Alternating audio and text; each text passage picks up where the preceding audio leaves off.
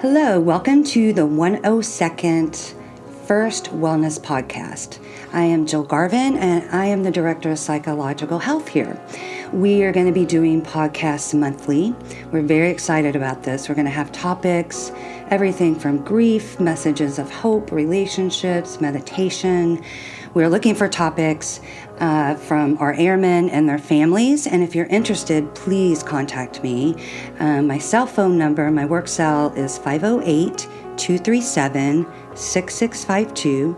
508-237-6652. If you're interested in being interviewed or you have a topic that you're interested in, please contact me and we would be happy to do that. Today, I am very happy to be sitting with our 102nd Wing First Sergeant. I'm going to have him introduce himself, and we're going to be talking about our Resilience Tactical Pause Day. He is our lead on it. Yes, First Sergeant Sully. Hello, everybody. Senior Master Sergeant Sean Sullivan. I'm the Wing First Sergeant for those of you who I have not met yet, and I will make a conscientious effort to try to get out and meet each and every person in this wing because you're all important to us. But I have been asked or been given the honor and privilege of trying to lead the Resilience Tactical Pause for the 102nd Intelligence Wing. Yes. Connectedness. That is what the Resilience Tactical Pause is all about. I think the best thing that anybody could do after they hear this podcast would be to go to the Air Force portal and watch Chief Wright's, the Chief Master Sergeant of the Air Force, Chief Wright's, his video that he has up there on resiliency and airmen.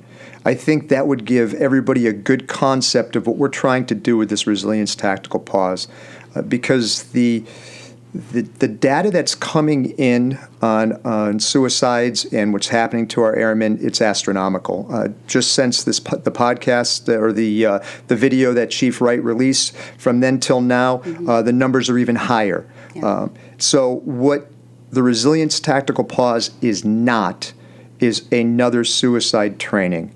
It's not just that. It is about connectedness. It is about getting involved with your airmen. It is about making all of you that are listening to this understand and know that you are our single most important resource. You all matter. From the chief of staff all the way down to your wingman, you matter to us. And what the Resilience Tactical Pause is, it's not a one-time take a knee, it's not a one-time training, it's a first event of what hopefully will develop into a new way to think about and to tackle the problem and to get airmen to not lose hope.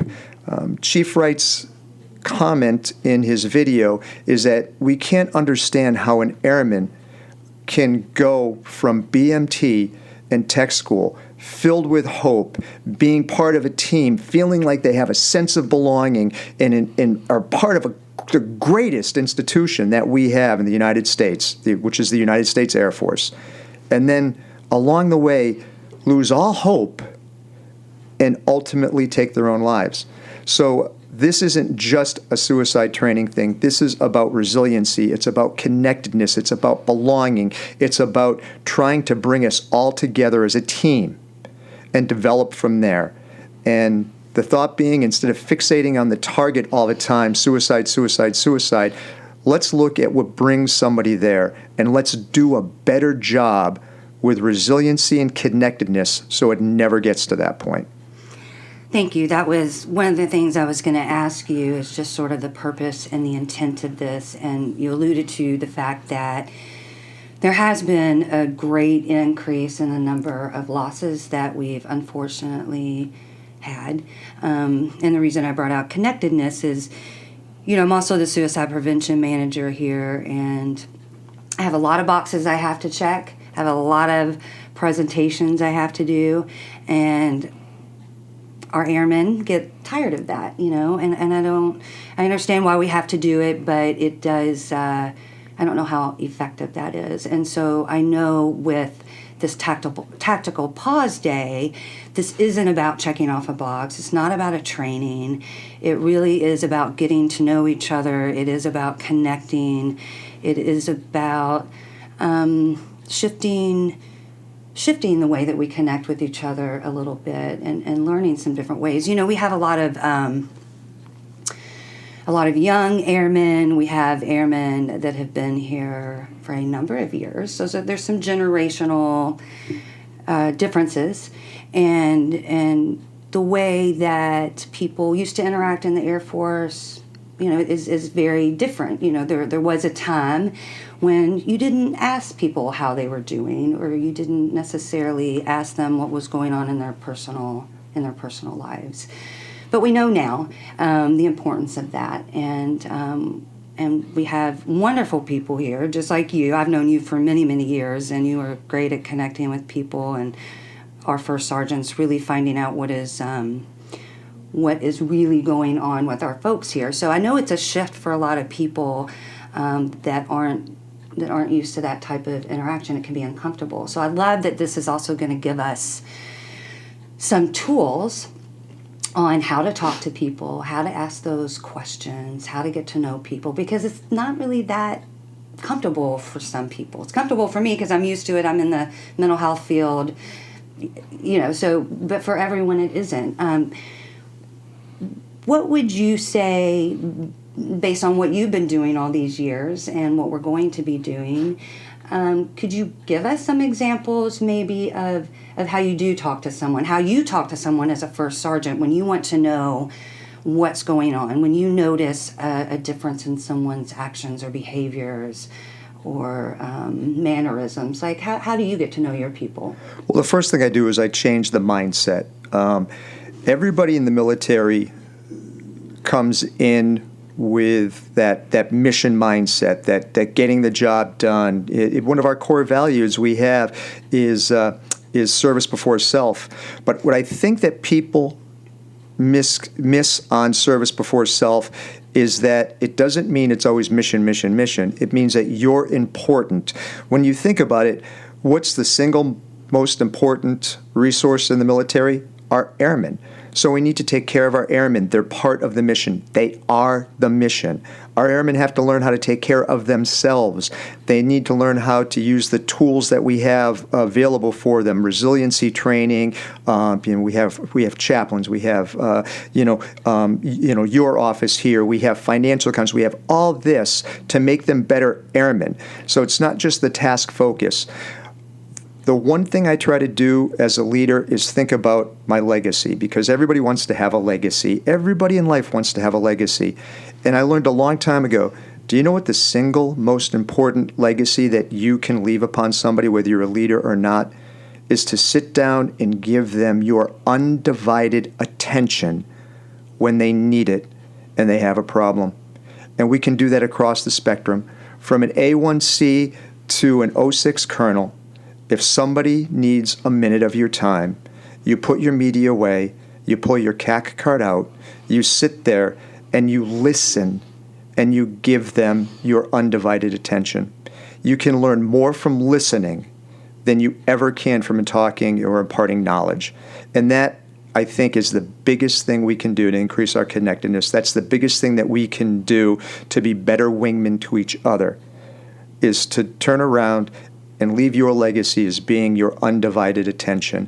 And there's something I want to share to everybody.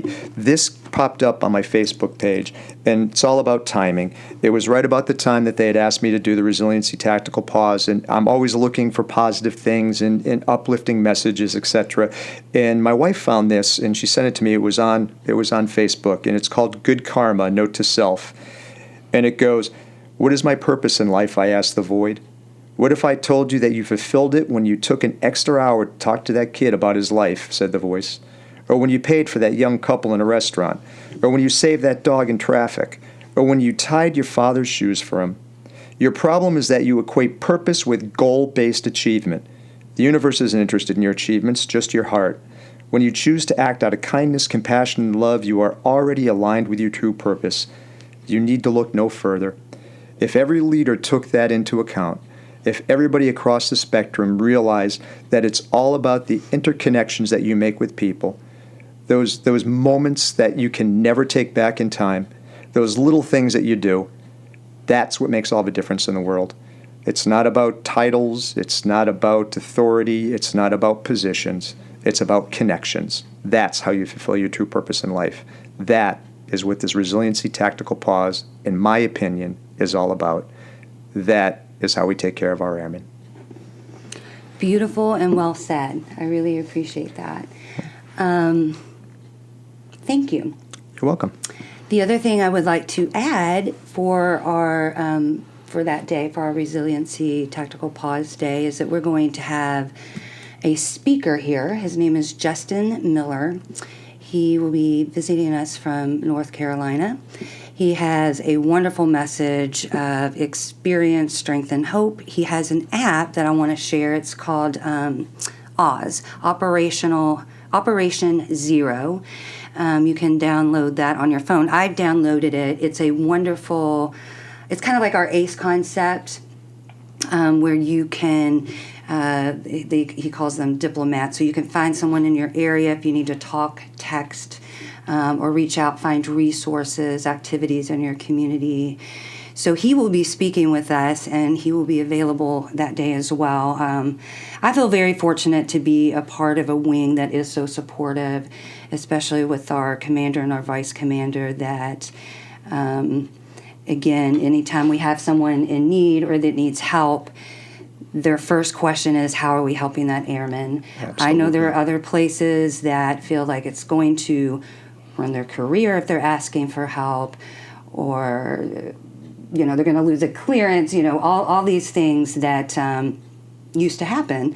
But we're very, very fortunate here that we do take care of each other. I'm very proud to say that I work here. So thank you for being here with us. I'm looking forward to the feedback that we get. And that's the other thing I want to quickly mention, is we are going to get feedback from this day on what we're doing right and what we're not doing right. What can we do? What can we do better? And so we're going to take that feedback, and hopefully there may be some growing pains, but we're going to take that feedback to see what we can do better. We need that feedback. We need to hear from our airmen. We need to know how you feel and where you're at, because as you said, we have great leadership in this wing. Some of the best. I've spent a long time in the military. I've been in a lot of branches of the service. I've done a lot of different things. This is by and far the best climate you could possibly have. So we need to hear your voice. And when we do our resiliency tactical pause, the way that it's going to go down is we're going to have our guest speaker. We're going to have some comments and an all call, and we're breaking things down to small groups. So don't be afraid. Those of you who are listening, if you have something that you want to say, don't worry. When we break it down into small groups, they're going to be broken down by squadron into groups of 8 to maybe 15 people, and you're going to be talking amongst yourselves. You're going to have different group leaders, so you should be more comfortable to bring it out and to talk at that point, and all that data will get fed back up to us. So it's not like you have to approach myself or the command chief or the commander or anybody directly with it. You'll be broken down. There'll be a lot of interactions going down. If you have something that you want to say, please, we need it. We really need to know where you're at so we can do a better job for you, our airmen. Thank you. Thank you, First Sergeant. So again, I'm Jill Garvin, the DPH here at the 102nd. My contact information is 508-237-6652. I would love to hear from you. I would love some suggestions on topics you would like to hear, or if you would like to come on our podcast. So thank you, and we will see you next month.